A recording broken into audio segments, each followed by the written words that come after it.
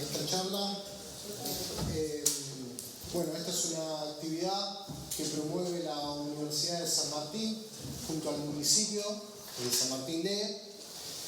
Agradecemos también, se suman los premios Senior a este evento. Acá Andrés Accorsi, gran difusor de la historieta de todas partes del mundo, desde la revista Comiqueando. Él es uno de sus grandes motores de esta revista que tiene múltiples formatos.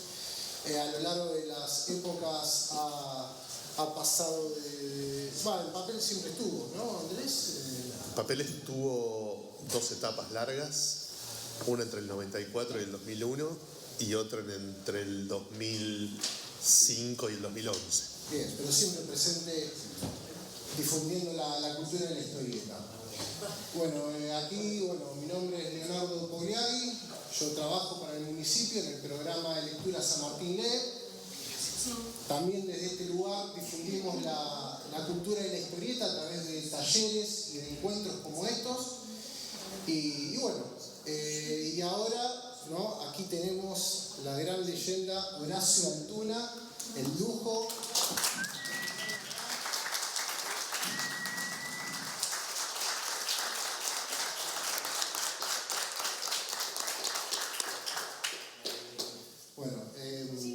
Tremenda visita.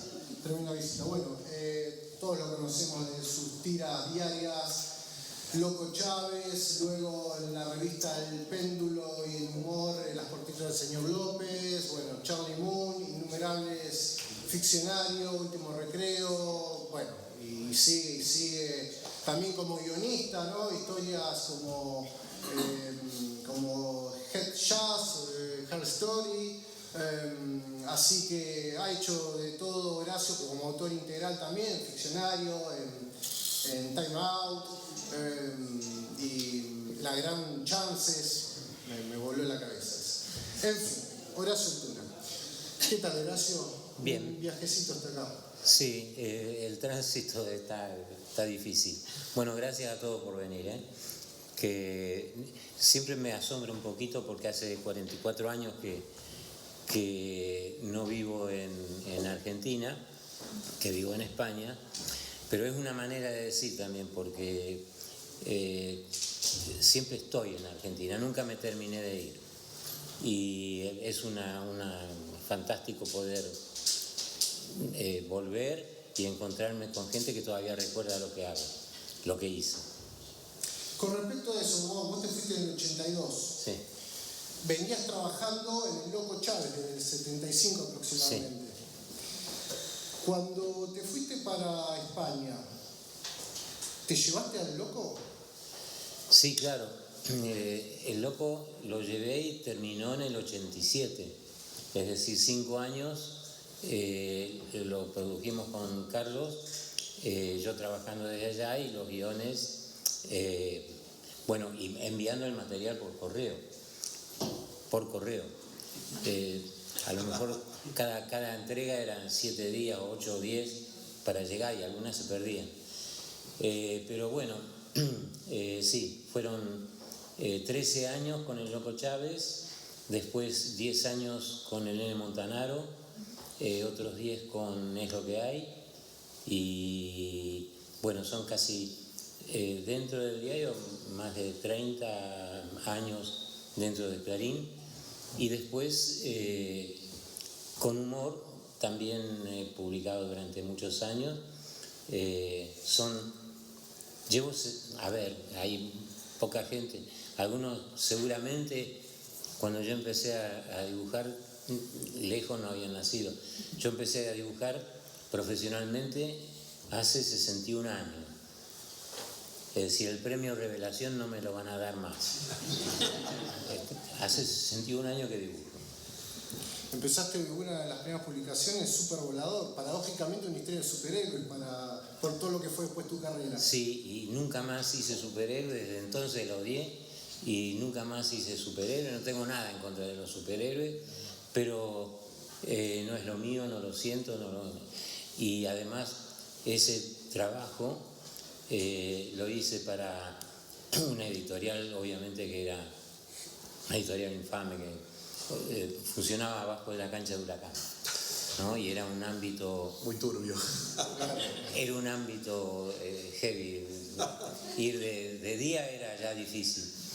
Y ahí empecé mis primeras páginas fueron a parar ahí, con Supervolador. Es decir, no fue un comienzo estimulante, pero comparado con lo que pasa hoy, en aquel entonces había muchas revistas y había muchas posibilidades de conseguir trabajo. Y efectivamente yo pude desarrollar toda mi profesión a partir de... había una especie de escalafón que se establecía sin ninguna regla, digamos, pero había revistas para principiantes y iba escalando hasta llegar a Columba, que era Hollywood, ¿no? Hollywood era lo mejor. Y bueno, pero es la gran diferencia que hay de aquella época a esta, es que había trabajo, mucho trabajo. Sí, Horacio, recién hiciste la cuenta y te dio como más de 30 años de publicar tiras diarias. Sí. El día que dejaste de hacerlas, ¿qué sentiste? ¿Como que te sacaste el yugo de encima o como que hoy te falta algo en tu rutina diaria de sentarte a dibujar? No, fue es un retiro muy, muy pensado y estaba cansado, pero además, claro, yo hace 3 años, 4 que la dejé de hacer, ahora no me acuerdo cuánto. Sí, 3. Pero, claro, yo pensé, yo tengo ganas de hacer otras cosas, tenía ganas de hacer otras cosas.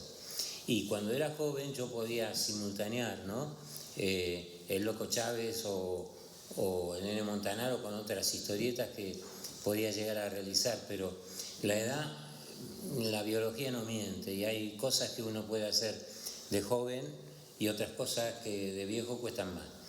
Y yo trabajando como trabajaba antes, que siempre tuve mucha producción, pero ahora tengo 84 pirulos, ya no me da el cuero para tanto. ¿Cómo es tu producción actual? ¿Estás dibujando? Sí. Estoy haciendo un trabajo que saldrá, supongo yo, para fin de año, aquí en Buenos Aires, espero, que es un trabajo sobre una historia que se desarrolla entre Kansas y Chicago en los años 30, es policial con humor, el segundo plano tiene que ver con la historia del jazz y son todas y con humor sobre todo. Y son todas cosas que siempre me han gustado hacer, ¿no? De mezclar. Nunca he hecho historietas violentas, o creo que muy pocas. Hot LA capaz, ¿no? Hot LA es medio violenta. Sí, pero es documental también. Sí, claro. No, es una violencia que no imaginaste vos, sino que tomaste de los diarios. Exacto, sí, claro. Sí. La violencia no la hacía yo, sino que la hacían los americanos en Estados Unidos. Y no, pero lo que yo hacía con... ¿Qué estaba hablando? ¿De qué era? De la serie, de la historieta que estás haciendo ahora, que decís que no tiene, que no tiene mucha violencia. Y no tiene violencia, pero es todo con un paso de comedia. Entonces, ¿Tiene elementos eróticos, que es algo con lo que te asocia bastante los fans? Para los fans les aclaro que yo de los 12.000 o 15.000 páginas que he hecho, son 500 de género erótico. Sí. Así que no es mi problema que me encasillen con... Hay un lector que me encasilla, pero son los que leen las 500. No, a mí es un género que es interesante para desarrollar y todo, pero no es lo que más me interesa hacer. Y aparte, en esta historieta, el erotismo está en la vida cotidiana y en todas las épocas y todo. Entonces, hay alguna escena de cama o algo, pero no tiene nada que ver. En 120 páginas habrá 10 viñetas que tengan que ver con algo erótico. O sea que es un componente más, pero no es no está puesto el foco ahí. Es la vida de todos, ¿no? Uh-huh. Muchas veces exploraste el tema de la cultura norteamericana, tanto vos como con Carlos Trillo, Charlie Moon, bueno, la que nombró Andrés, Hoteley, claro. Merdichesky también, sí. de forma paródica, ¿no? Ahí hay algo con veo yo, ¿no? Con el American Way of Life, ¿no? Sí. Una crítica a toda esa... Sí, a mí, a ver, la verdad que hacíamos esos trabajos, además que nos gustaban los géneros que afrontábamos un poco con humor, o policiales o fantasía. La idea que teníamos era venderla en el exterior. Entonces desarrollábamos temáticas que se desarrollaban a su vez en otros escenarios, Estados Unidos o Europa o lo que sea, para poder ubicarlas en el mercado exterior. Porque siempre pensábamos que es un error hacer algo pensado con escenarios y costumbrismo argentino, a lo mejor no iba a tener calado o no iba a poder venderse en otros sitios. Es un error nuestro. Sí, después pasaron cosas como la serie del Eternauta, ¿no? Donde juegan al truco y hacen chistes argentinos. Exacto, tal cual. Y dicen, en vez de Ciudad de Buenos Aires, dicen capital y provincia, todas cosas que si no sos argentino no las entendés. Exacto. Y las hicieron igual, ¿no? Y además escuchaba a Manal en lugar de Cris. Claro. Bueno, hay muchas cosas de esas. Bueno, pero esa es la razón que afrontamos. Además, por formación, justamente lo hablaba ayer con una amiga, por formación, tanto Trillo como yo, nos había gustado siempre la literatura norteamericana, el cine norteamericano. Yo soy un colonizado, digamos, de la cultura norteamericana. No me gusta ninguno de los gobiernos que han tenido, pero de la cultura, de la literatura, el cine, el cómic, siempre me han nutrido. Entonces, pienso que, bueno, de ahí viene que hagamos ese tipo de temática. Claro. Sí, y después también han explorado mucho un poco el qué pasaría, ¿no? Si el individualismo, si formas del autoritarismo, ¿no? Por ahí prosperaran, ¿no? Y ahí aparece todo el abanico de distopías que tenés vos y junto con Trillo, ¿no? Pensando, bueno, en Chance, Ficcionario, su continuación Imaginario, Último Recreo. Yo soy más pesimista que Trillo, ¿eh? Sí. Porque las que hice yo eran más distópicas que las que hacía Carlos. Carlos tenía una fantasía desbordante y era seguramente el más grande guionista que tuvo después de Oester, que es la Argentina, ¿no?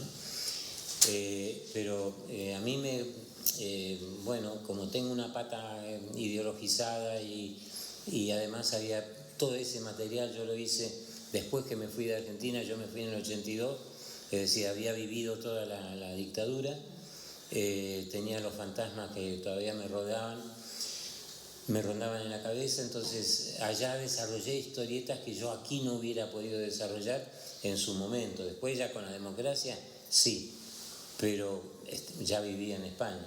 Entonces ahí desarrollé Ficcionario, Chances y bueno, Time Out. Eran historias que tenían que ver con un futuro distópico y que al cabo del tiempo, y uno analiza aquello que yo hice hace 45 años, me quedé corto, porque la distopía en la actualidad es la época que vivimos. Sí, la verdad que vos lees hoy Ficcionario y decís, Horacio, préstame la bola de cristal, porque 40 y pico de años antes contaste nuestro presente, ¿no? En una historieta que en ese momento era ciencia ficción y hoy parece que estás viendo el noticiero y hasta suavizado, un toque, ¿no? Sí, suavizado.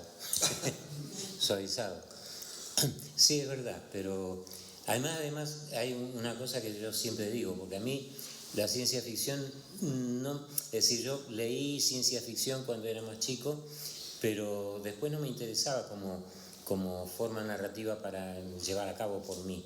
Pero resulta que trabajaba en revistas que eran de ciencia ficción, ¿no? Entonces me pedían eso y lo que yo acertaba a hacer era historias con una realidad exasperada, digamos, ¿no? Sí, una ciencia ficción más social que aventurera en un punto, ¿no? Sí, absolutamente. Nunca de cohetes ni nada por el estilo, sino de una ciencia ficción, es decir, la realidad muy exasperada, muy distorsionada y muy distópica sobre lo que podía llegar a pasar. Y es lo que digo, que me quedé corto porque lo que vivimos es más embromado. Más extremo por momentos. ¿Vos sos de esos dibujantes a los que les gusta hablar de dibujo o a los que no les gusta hablar de dibujo? No, a mí me gusta hablar de narración. O sea, no sos fanático de explicar por qué la pluma, no sé qué, y el papel de tal calidad. No. Yo nunca te escuché hablar de eso, por eso te lo pregunto. No, a mí me gusta... A ver, yo nunca hubiera podido ser... tengo mucho respeto por la docencia y nunca hubiera intentado enseñar a dibujar, pero sí me interesa ser,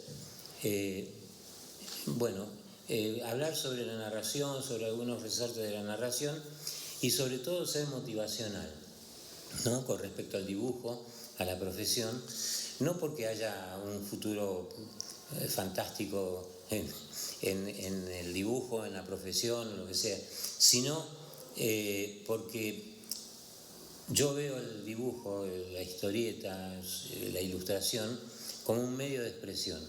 No importa que uno publique, no importa que uno tenga la fortuna de ganarse la vida haciendo lo que a uno le gusta, sino que dibujar y hacer lo que uno, la imagen que se le forma en la cabeza, llevarla al lápiz y al papel, como es una forma de expresión fantástica, es como hacer música. Y eso a mí me parece que es muy importante para quienes tengan algún tipo de inquietud con respecto a dibujar, ¿no? Es decir, no importa que dibujen mal o lo que sea, el asunto es que lo intenten y, por ejemplo, maestras a los chicos o padres con sus hijos. Yo siempre digo que si uno le cuenta un cuento a un niño pequeño antes de irse a dormir y le dice, vamos a hablar del perrito guau guau, entonces le hace un dibujo, aunque sea horrible, y le dice al nene, este es el perrito guau guau, el nene se lo cree y ese va a ser el perrito guau guau. Y sí, entra la narración de otra manera ya, ¿no? Entra la narración de otra manera. Eso por un lado. Y por el otro lado es lo que digo siempre. El dibujo es una forma de expresión. Entonces, a los que alguna vez han tenido alguna afición y todo eso, que vuelvan y que prueben y que yo cuánto, y que no busquen, no tengan ningún pudor ni ninguna vergüenza de decir esto no me sale, lo que sea, porque nadie nace sabiendo, ¿no? Entonces, pero es importante, eso es mi parte motivacional, digo, ¿no? Vos, sí, decías que nunca se te hubiese ocurrido ser docente y que no lo sentís, pero sí te convertiste en un referente en cuanto a la lucha de los autores por sus derechos, ¿no? Sí. Sobre todo en Cataluña, bueno... Aquí también. Aquí también, bueno, has dado un montón de charlas sobre ese tema, te convertiste en una figura muy emblemática de lo que es la... defensa de los derechos de autor. Exactamente, la defensa del derecho de autor del dibujante y el ilustrador. ¿Cómo lo sentiste eso? Y bueno, ¿y cómo llegaste a ese punto, ¿no? De que hoy vos hablás de este tema y sos una autoridad a nivel del habla hispana indiscutible. Yo empecé en la Asociación de Dibujantes de Argentina, junto con Cacho Mandrafina, Marchione, Macaño, gente fantástica. En aquel entonces estaba también Caloy, Brócoli, y empezamos una especie, era una época muy volátil también, porque era previo a la llegada de Perón. Principios de los 70. Principios de los 70. Claro, entonces la idea era mejorar nuestras condiciones de trabajo. Y todos trabajábamos en la editorial Columba, que se quedaba con los originales y que no reconocía los derechos de autor.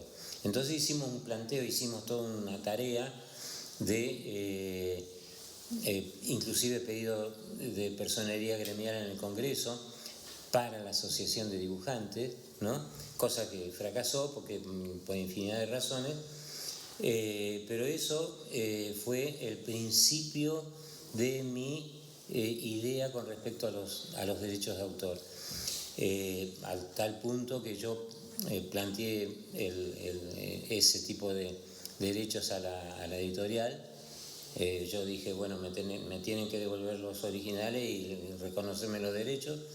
La editorial me dijo que no y me fui. Y empecé a hacer publicidad, hice algunos storyboards y después empecé con Cassioli, que hay que rendirle siempre un homenaje a Cassioli, que fue el primer editor que reconoció los derechos de autor de todos los colegas. Él era dibujante y eso hay que reconocérselo siempre a Cassioli, que hacía Satiricón, Chau Pinelo, Humor, Fierro, bueno, toda esa estructura fantástica de editorial.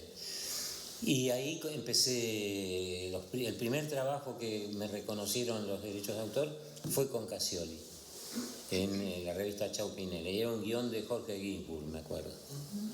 Eso es anterior al Loco Chávez, ¿no? Sí, sí, sí. No, es que estoy pensando en esta cuestión. Uno deja mucho, ¿no? Como dibujante en la hoja, como para que después se pierda, se deje tirado. Y volviendo a eso que decías, ¿no? De reivindicar la cuestión el hecho de expresarse mediante un dibujo, y que por sí eso es lo valioso, más allá de luego vender con eso, sí, o lo que sea, digo, ya el hecho en sí de ponerse, dejar un espíritu, ¿no? Un aura en esa hoja, ya eso es valiosísimo. Y estaba pensando, ¿qué pasa con todas las comodidades que nos brindan las tecnologías actuales, ¿no? Que se atraviesan en ese proceso creativo? ¿Vos considerás que truncan un poco esa expresión genuina del dibujante o considerás que no? Bueno, depende de quién afronte la tecnología, ¿no es cierto? Siempre digo que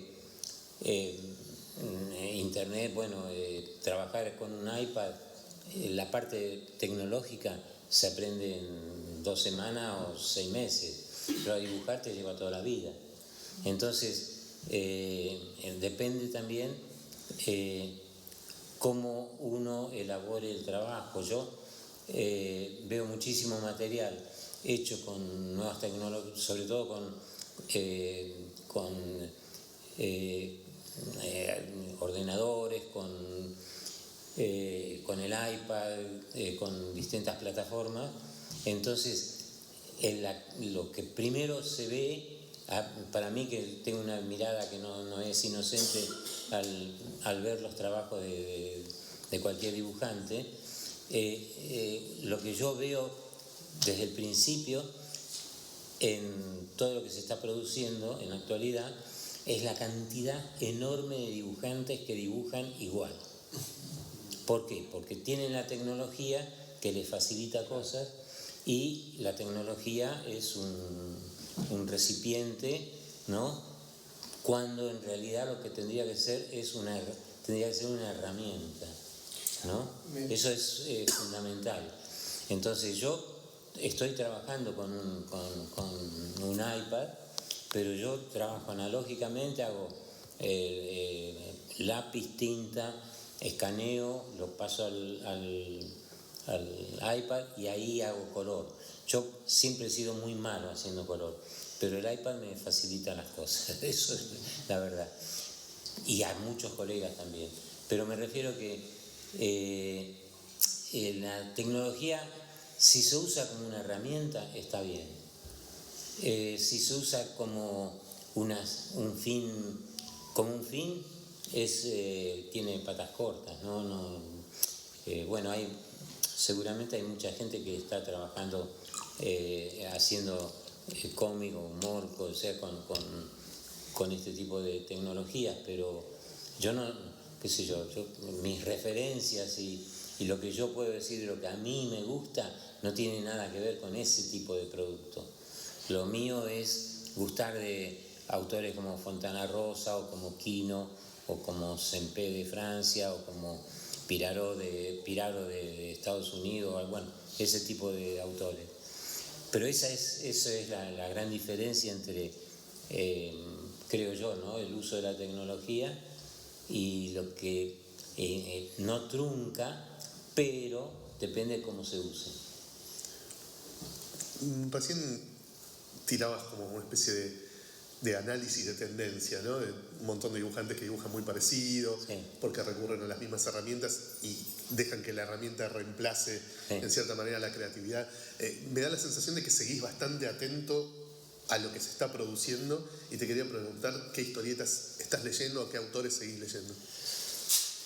Bueno, te voy a desilusionar. Bueno, desilusioname, no será la primera vez. Soy hincha de Racing igual que vos, estoy acostumbrado a las desilusiones. No hablemos de fútbol. Bueno, no, yo, a ver, en la actualidad yo releo muchísimo material viejo. Yo voy a las editoriales en Francia, mejor dicho, a las librerías en Francia o en Barcelona, y voy ansioso para comprar material. Y yo tengo además un defecto, si no me gusta el dibujo no compro, me pierdo de leer muchísimos muy buenos guiones, porque no me gustan cómo están dibujados. Entonces, claro, yo voy a una librería, busco los dibujos, y en la actualidad hay poco material que para mi gusto personal sea susceptible de ser adquirido, digamos, ¿no? He leído cosas que son muy interesantes, qué sé yo, mira, una de las cosas que más me ha gustado, lo último que leí, no de lo último, de los últimos tiempos, es Sudestada de Sáenz Valiente, o aquel verano de Gillian Tamaki, que es una chica americana, canadiense, o Moebius, pero ya muerto, pero siempre sí se puede pillar algo de Moebius, es fantástico. Y no soy un tipo me gustan algunos dibujantes que hacen superhéroes, no los leo porque no me interesan, pero hay dibujantes extraordinarios, Jorge Jiménez, Pepe Larraz, Stuart Immonen, Dan Mora, hay muchos de esos que me asombran lo que hacen. Lamentablemente los guiones, las historietas de superhéroes, no soy un lector de superhéroes, pero siempre me fijo en el dibujo, ¿no? Entonces, eso es lo que habitualmente leo. Y la otra cosa que hago, yo tengo hace 10, 12 años que estoy en Twitter, en X, y todos los días cuelgo material de distintos autores que algunos por supuesto conozco de verlos, digamos, de consumirlos, pero hay muchísimos que yo no conozco y que yo uso de base de datos a Pinterest, y entonces ahí saco ilustraciones y dibujos de autores que yo no conozco, que nunca había conocido, me sorprendo, me gustan mucho algunos, y entonces los cuelgo. Y hace ya bastante tiempo, hará 5 o 6 años que estoy haciendo eso, y mi primer conclusión es que tendríamos que conocer más de lo que se hace en Corea, en China, en Tailandia, en países que no, además de Japón y Estados Unidos y Europa. Me refiero, hay muchísimo material espectacular, que siempre lo digo, que si esta gente del mundo oriental se occidentalizan su trabajo y empiezan a trabajar para editoriales de Occidente, a los occidentales nos pasan el trapo porque son muy buenos, infinitamente, mucho mejores, es decir, son mucho más imaginativos y las técnicas las usan mejor, creo yo. Bueno, quienes no lo siguen a Horacio en X pueden hacerlo, ahí se van a encontrar con un montón de variedad de autores que él va descubriendo y compartiendo. Sí, pensando en tu dibujo y viendo también las páginas, ¿no?, que van pasando en la proyección, es muy notable, todo es muy notable, ¿no? La expresividad de los rostros, ¿no? La dinámica de los movimientos, cómo manejas la narrativa a través de la imagen. Pero después el tema de los fondos, ¿no? La ciudad. Yo leo tus historietas y siento a veces la ciudad como un personaje más. Sí. Hablan con los carteles, hablan con la suciedad, casi que podés sentir el hedor de esas calles, ¿no? Y tienen mucha información y vos ves que tenés un primer plano de unos personajes que están, ¿no?, manifestando algo, y de fondo vos ves que hay otras secuencias que son muy significativas, tanto desde personajes secundarios que aparecen de fondo como ya los carteles, llenos de carteles con mucha información.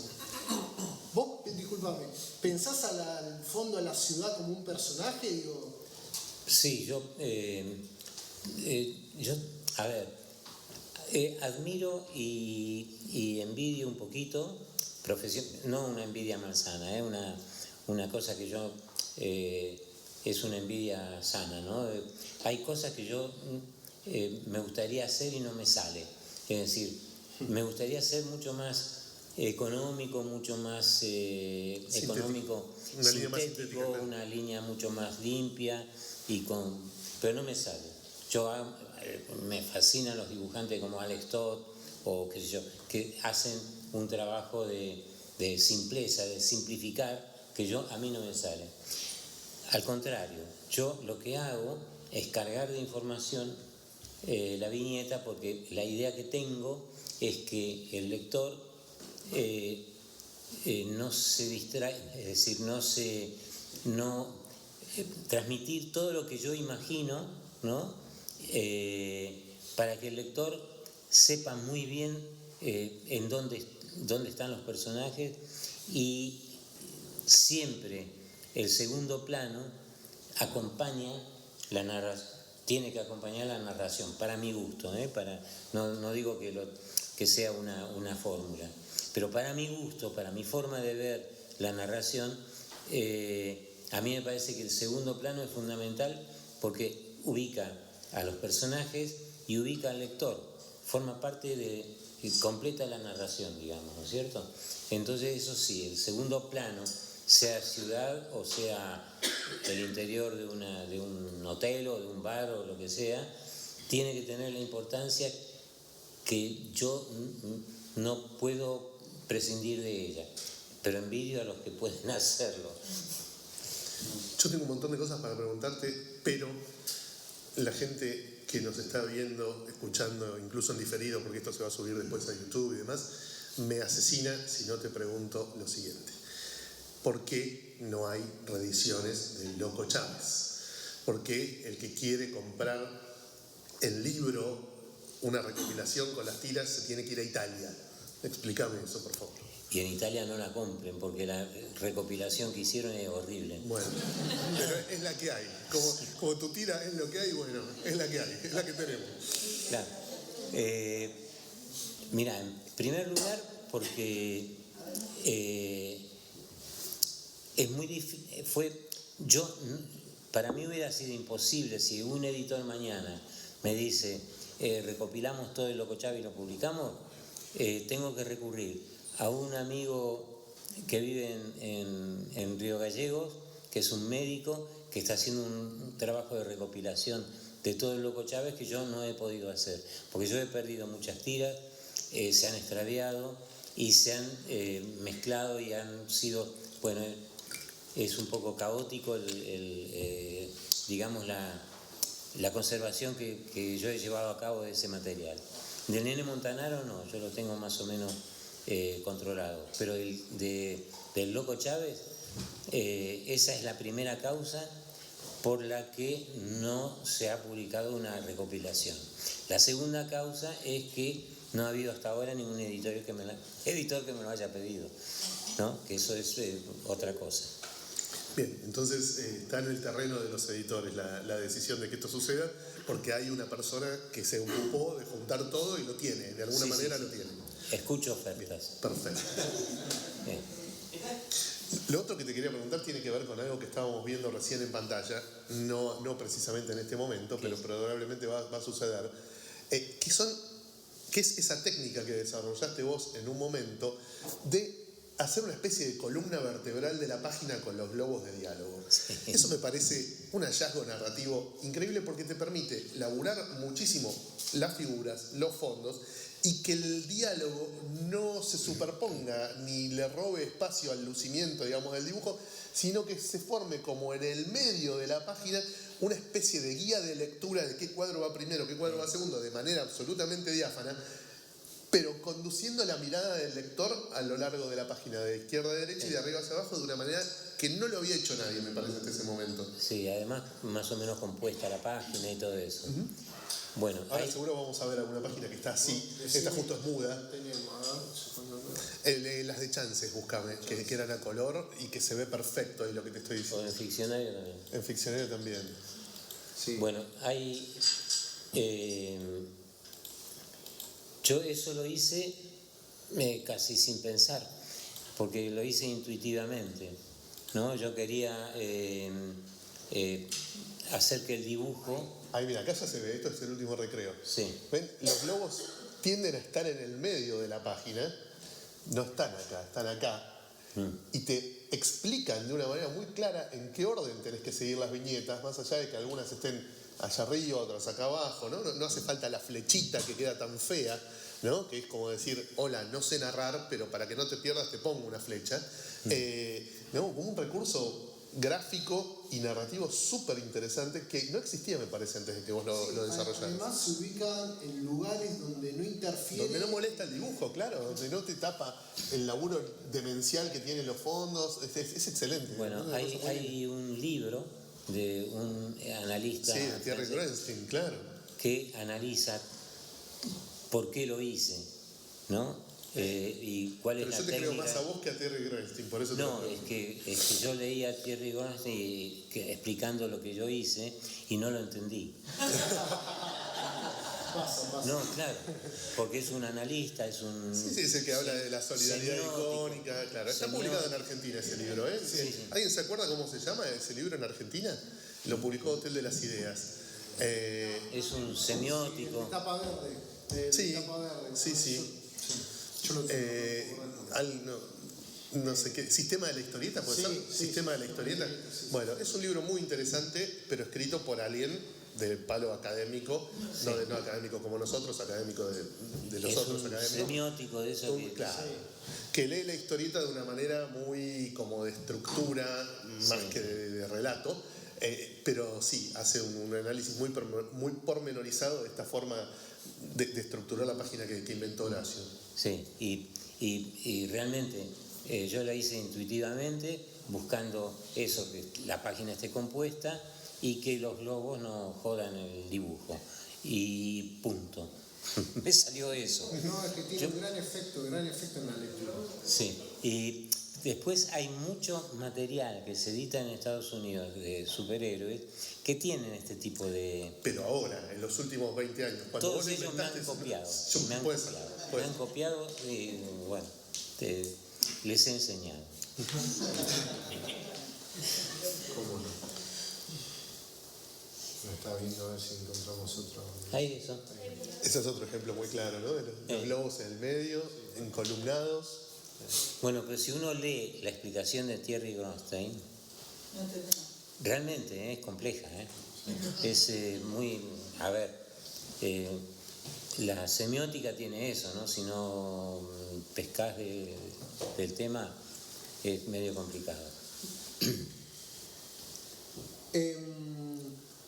¿Cómo fue la época, vos te fuiste en el 82 y claro, te fuiste a España, que también venía, ¿no?, del franquismo, ¿no? Sí. Había pasado ya el destape, ¿no? Te encontraste con una España, ¿no?, me imagino con una liberación respecto Sí. a la Argentina. Y ya, no, claro, las puertitas son en el 80, 79, 80, no, ya está, eso lo hiciste acá, está bien. No, estaba pensando en esa tensión, ¿no?, cuando trabajaban en época de la cuestión, ¿no?, que tenían la dictadura, ¿no?, en el oído, ¿no?, y después en sus manos el arte, ¿no? Y cómo trabajaban con esa... Con Carlos hicimos dos tipos de material en esa época. Hubo para el diario, para Clarín, las reglas de juego eran nítidas, ¿no? Es decir, no se podía sacar los pies del plato, la dictadura no lo permitía tampoco, pero en humor nos tomamos algunas licencias y empezamos a hacer algún tipo de cosas con alguna carga ideológica, pero que tenía que ver, no partidista, sino una carga ideológica sobre la libertad y la opresión, ¿no? Y sobre los miedos y sobre todo lo que nos quitaba vivir de esa manera en aquel entonces. En el diario, lógicamente, todos los medios, todos los diarios de todo el mundo y en todas partes tienen límites que tarde o temprano te los muestran, ¿no? En el caso de Clarín en aquel entonces era el medio ambiente que daba la dictadura, que no se podía hacer nada que sea, digamos, tachado de inconformista o lo que sea. Sí, la crítica en general estaba muy mal vista. Claro, entonces... Trillo contaba siempre la anécdota de las mandarinas, ¿te acordás? Decía, claro, qué caras que están las mandarinas, decía un personaje, y en el diario se armaba un revuelo porque parecía que estaban criticando el sistema económico de la dictadura. Claro, sí, no, y aparte había cosas que molestaban, ¿no? Que había una cosa que yo siempre lo cuento. Pampita era, cuando empezó a ser la novia del loco, era fotógrafa en el diario, pero en el diario no existía la fotógrafa en el diario. Entonces dijeron, aquí no, la chica tiene que trabajar en otro sitio. Entonces Pampita empezó a trabajar en otro sitio, no en el diario como compañera de Loco Chávez. Ese tipo de tontería, bueno, ahí pasaban. Lo que pasa es que nosotros lo que buscábamos a lo mejor, no de forma muy digamos, como mensaje, pero sí había un segundo plano costumbrista, que ahí se encontraban mensajes que la gente descubría o entendía o interpretaba, ¿no? Entonces ese tipo de cosas sí las hacíamos con el Loco Chávez. Después con la democracia no, ya hicimos lo que teníamos ganas de hacer. Pero en humor, con las puertitas del señor López, sí hacíamos un tipo de trabajo que tenía alguna carga más explícita, ¿no? En las puertitas del señor López es un canto a la libertad, ¿no? A escapar de la trampa de la opresión, sí, y del bajón y de estar totalmente controlado y subyugado y sometido. Las puertitas del señor López te invita a reaccionar ante eso, claro, de un modo muy sutil, ¿no? Porque claro, es toda una fantasía. Pero porque además con un tipo que jamás era pusilánime absolutamente, claro, era cobarde, era miedoso y jamás se rebelaba, claro, ¿no? Entonces se revelaba en un plano fantástico que estaba muy marcado en la historieta donde empezaba y donde terminaba, porque claro, era precisamente donde abrían las puertitas. Siempre le iba mal. Exactamente. No, para mí es una serie hermosa y que tiene mucho que ver con lo que decíamos recién de cómo bajar línea de una manera muy sutil, sí, ¿no? Más poética y metafórica que evidente o que explícita, pero muy efectiva, ¿no? Sí. Yo tenía 12 años y lo entendía, imagínate. Sí, sí. Pero hubo algún episodio, inclusive el señor López era presidente y sí, tenía un golpe de Estado. episodios donde había globos en blanco, es decir, de alguien que no podía hablar, ¿no? Había cosas que eran muy explícitas en ese sentido y que llamaban la atención. Sí, maravilloso, sí, muy poética. Me acuerdo había una que se veían como lo que pensaban los personajes, Sí. Y como que también y como que la policía veía lo que pensaba la gente a ese punto y tenían que controlar los pensamientos, porque ahí aparecía muy Orwell, ¿no? Muy la policía del pensamiento. Sí. Yo te quería proponer irnos al lado contrario de la metáfora, la poesía y la sutileza y hablar un poco de tu etapa haciendo historias eróticas, no tan explícitas como podrían haber sido, pero sin nada librado de la imaginación, digamos.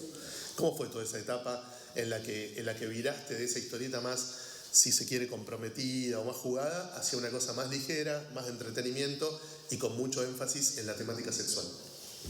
Hay una explicación que doy, que fue el destino. Me quedé sin trabajo, absolutamente sin trabajo, con 49 años, con hijos que comían mucho y en Europa, bueno, ya no era la época brillante de que todo el mundo tenía trabajo y todo eso. Entonces, yo tenía un amigo en Italia, bueno, me quedé sin trabajo porque me peleé con los editores franceses por aquello de los derechos y todo eso, bueno. Y tenía un amigo en Italia que se llamaba Álvaro Cervoni, que se llama Álvaro Cervoni, que dirigía la revista Playboy.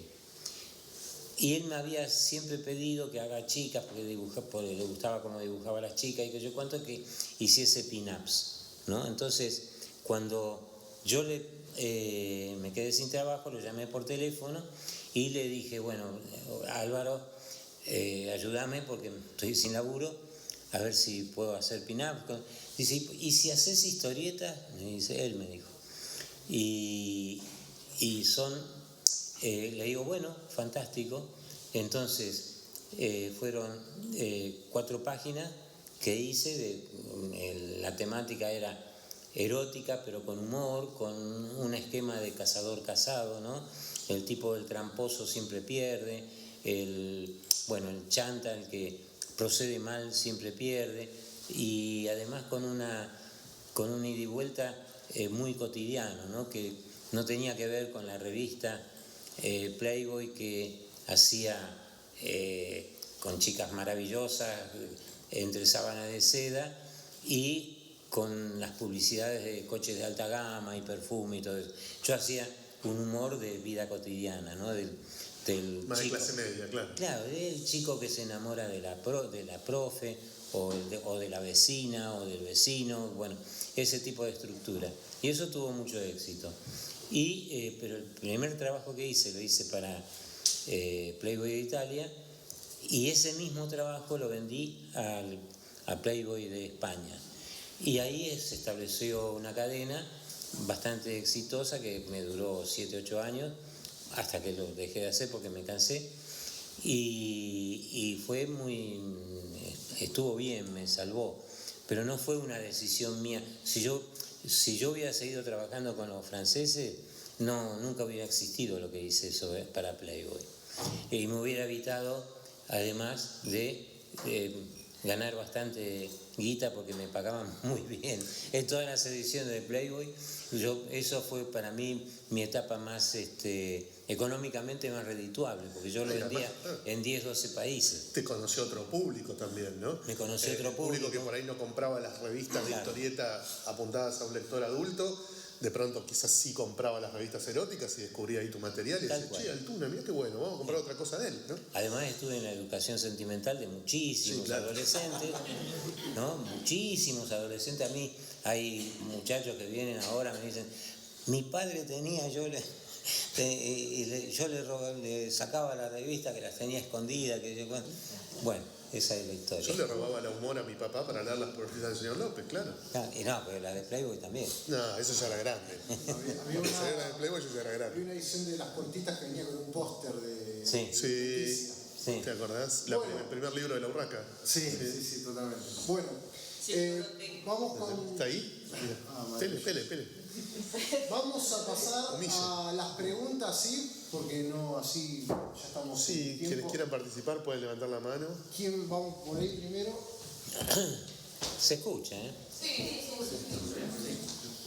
Bueno, yo en general en los últimos 4 o 3 años me volví muy fan de los cómics de Carlos Ríos, especialmente cuando empecé a leer Cyber Six, y luego vi la serie animada, después leí Loco Chávez y otro más. Yo quiero preguntarte, ¿cómo ir a trabajar con Carlos Trillo a la hora de manejarse en guiones? ¿Él era muy específico o te daba mucha libertad creativa para que al mismo tiempo puedas experimentar como lo que hablaba sobre la cadera vertebral en las viñetas y eso? Te voy a desilusionar porque no tengo nada escrito sobre por Trillo. Todo lo que hicimos lo hicimos juntos, hablando. Había anotaciones en servilletas, nos encontrábamos 2 o 3 veces por semana en algún bar en Buenos Aires. Yo vivía en Ramos o en Aedo y nos encontrábamos aquí en la capital y siempre frente a una vidriera para ver pasar la gente y la vida, ¿no? Y ahí hablábamos 2 o 3 horas y hacíamos los guiones. Así salió todo. Y el Loco Chávez nació también así, y en mi casa no vas a encontrar una página escrita por Carlos, porque yo me siento co-guionista de todo lo que hicimos juntos, porque lo hicimos hablando, peloteando las ideas y peloteando los... Él era mucho más fantasioso y mucho más eficaz desarrollando las historias. Yo de él aprendí muchísimo para después ser guionista, y yo imagino que algo le debo haber aportado por mi parte, como en la parte de narración gráfica. Yo creo que él también algo le debo haber transmitido. Pero fue una época muy fantástica, yo aprendí muchísimo. Carlos era mucho más culto que yo, me cultivó en muchísimos aspectos en cuanto a todo lo que él sabía de literatura, cine y todo eso, y él fue un punto de partida para mucho de lo que ahora yo cultivo también. Pero fundamentalmente lo que hacíamos juntos era trabajar mucho lo que teníamos que decir, ¿no? Y él me dejaba absoluta libertad. Nunca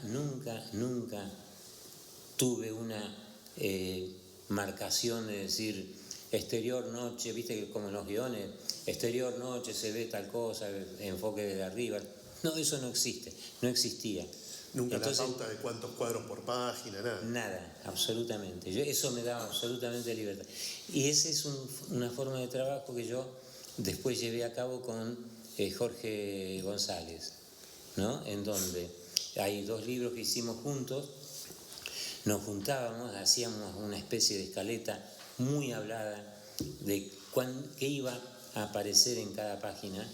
Es decir, yo tenía la idea del guión, hablábamos cómo íbamos a desarrollar cada página.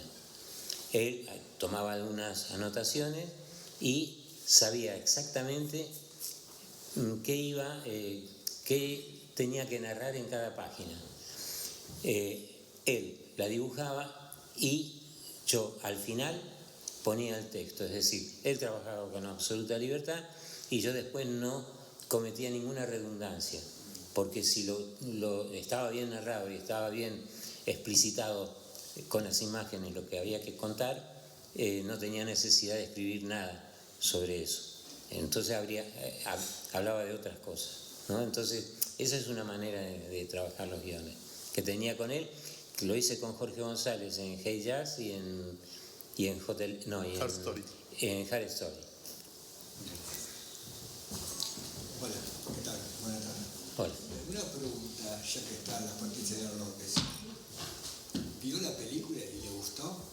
La que hicieron acá en Argentina. La película la vi, no tuve nada que ver con la película. Cuando se hizo, yo ya vivía en España.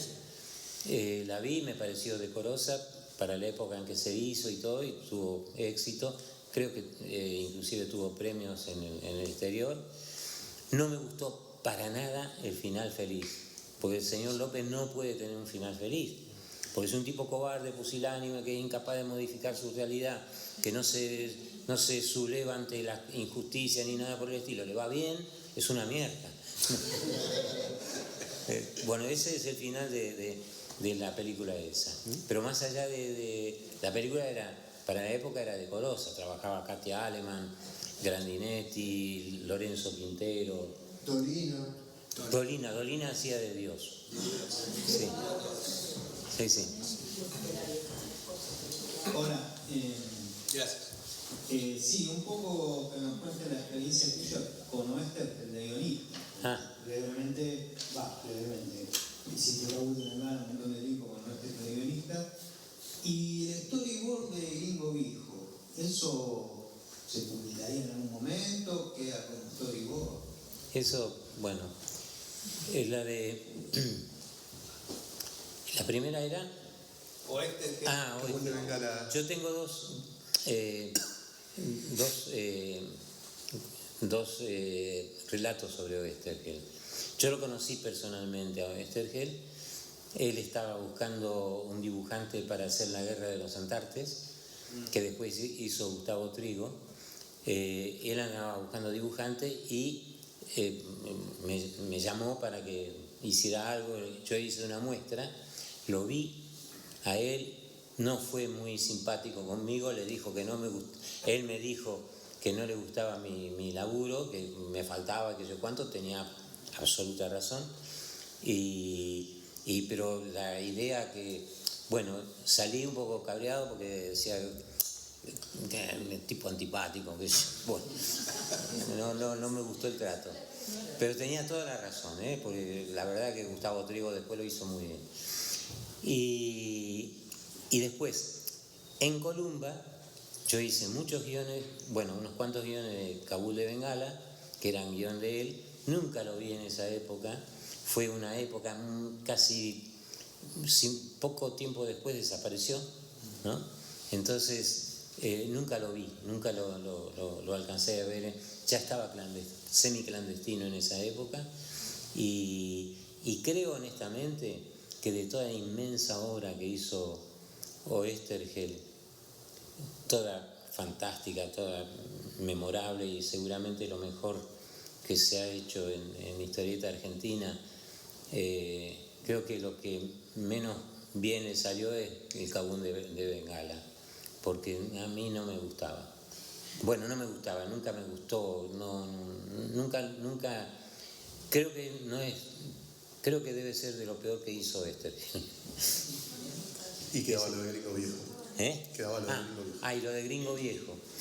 En realidad no son storyboards, es un trabajo de concept que se le llama, ¿no? Son todos los planos generales de la película Gringo Viejo, que es con Jane Fonda, Gregory Peck, todo eso. Entonces, ese trabajo me lo pidió Luis Puenzo, un gran amigo, recién fallecido. Me lo pidió y bueno, yo lo desarrollé en México en la preproducción, fue una experiencia formidable. Ese tipo de trabajo a mí me sirvió muchísimo porque yo siempre había trabajado y después de eso también seguí de la misma manera. Siempre trabajé en mi casa, sin ayudantes, sin equipo, sin jefe, sin qué sé yo qué. En cambio ahí tenía que trabajar a miles de kilómetros de mi casa, en equipo, con jefe, con directivas, qué sé yo cuánto. Era una cosa muy diferente a lo habitual. Pero fue una experiencia formidable. Ahí conocí al director de arte de la película, que era Bruno Rubeo, un italiano genial. Bueno, había gente muy interesante ahí, que fue una experiencia única para mí y que no voy a olvidar más, porque tengo un anecdotario enorme y bueno, y trabajar en una producción de Hollywood muy grande era insólito, una experiencia de esa para contar, ¿no? Además con Jane Fonda, oíme. Ella tenía 50 años y era bellísima. Bueno, esa es la experiencia. Pero ese de publicar, yo no sé quién compraría Gringo Viejo. Luis me decía de publicarlo.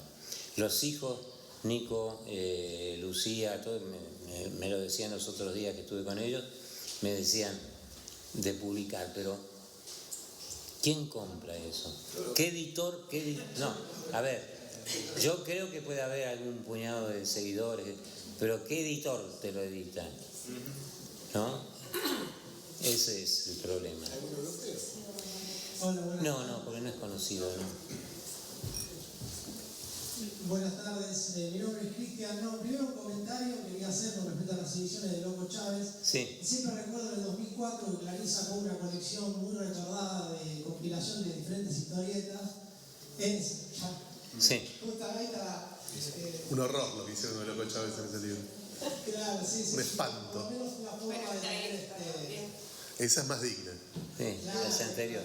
una forma de editar de una manera que, bueno, y por muchos años siguió circulando esa colección en general y se siguió consiguiendo siempre, usada, nueva, no sé cuánta cantidad hubo.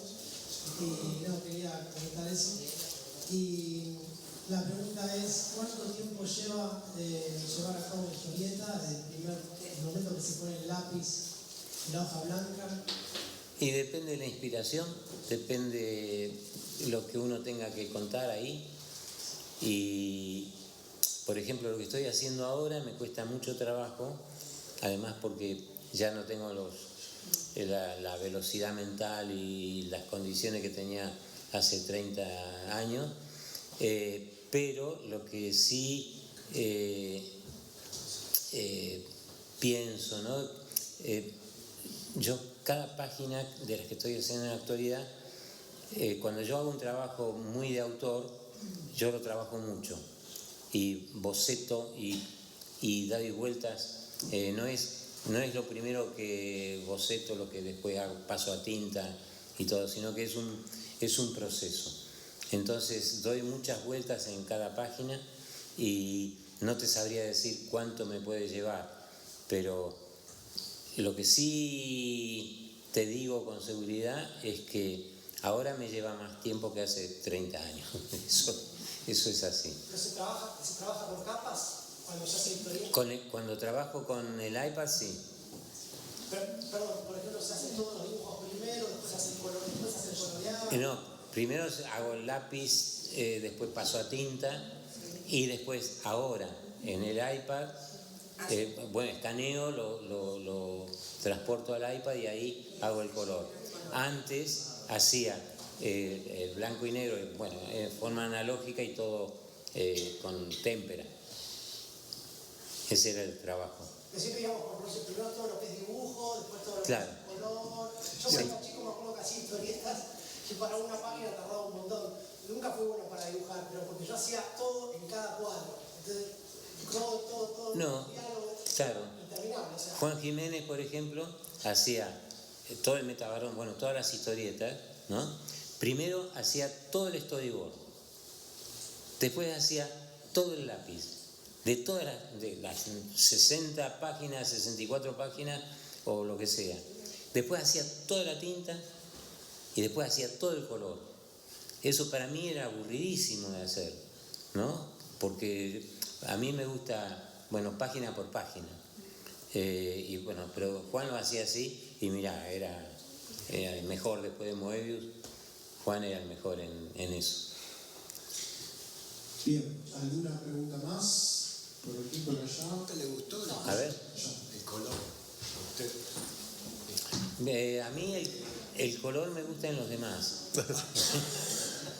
Hay una anécdota que cuento siempre. No me lo imaginaba porque siempre me gustaba ver los trabajos que Tragaperras. Bueno, pero yo con el tiempo me hice muy amigo de Breccia, ¿no? Y me visitaba cuando ya estando en España, él ha venido a casa muchas veces. Entonces él me decía, pero ya como dibujante hecho, ¿no? Él me decía, mira, a lápiz dibujás muy bien, es fantástico lo que haces, poca gente como vos para el lápiz. A tinta hay cosas que me gustan y cosas que no, el blanco y negro, qué sé yo cuánto, los equilibrios, todo eso, bueno. Y a color es una cagada. Entonces, si lo decía el viejo, de santa palabra. Bueno, te quería hacer una pregunta con respecto a lo de inicio, por ejemplo en el Loco Chávez, que hay un montón de referencias, como el Retiro, el Puerto del Tigre, la iglesia de Parque Patricios, El Barolo, la cúpula, sí. todo el interior del Barolo, o sea, hay mucha referencia ahí. ¿Cómo hacías para generar esa perfección? O sea, ¿tenías fotografías? Sí, ¿O claro. era memoria? No, era fotografía. O sea, Era todo fotografía que o sacaba yo o había gente del diario que, bueno, me facilitaba el archivo del diario, entonces siempre tenía esa facilidad. Hoy día, desde Sitges podría hacer lo mismo, con Street View, todo, y en tiempo real, ¿no? Pero en aquel entonces no había eso. Claro, o sea, te manejabas con archivos. Exacto, sí, tal cual, eso. Muchas gracias. Bueno, ¿alguna pregunta más? Por acá. A ver. Bueno, vos mencionaste que vivís en Sitges desde hace mucho tiempo, desde el 82.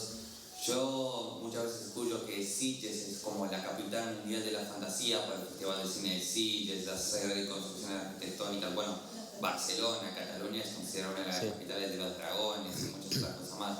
¿Crees que eso tuvo una gran conexión con tu obra, que bueno, como con la foto del señor López y otras más? No, nada que ver. Otra cosa, Sitges es un centro gay. Pero tengo una vida familiar fantástica. No, nada que ver. Además, el siglo de cine fantástico fue muy posterior, es relativamente nuevo. De hecho, de paso, está a 100 metros de mi casa, se desarrollan todas las películas, todo eso, el centro de exposiciones, todo es a 100 metros de mi casa y en Sitges. No, pero no tuvo nada que ver. Y el tema de Barcelona y San Jordi, los dragones, todo eso, no. Gaudí. Gaudí, la arquitectura Gaudí, nada, bizarra de Gaudí. No, nada que ver. Bueno, muy bien, un gran aplauso.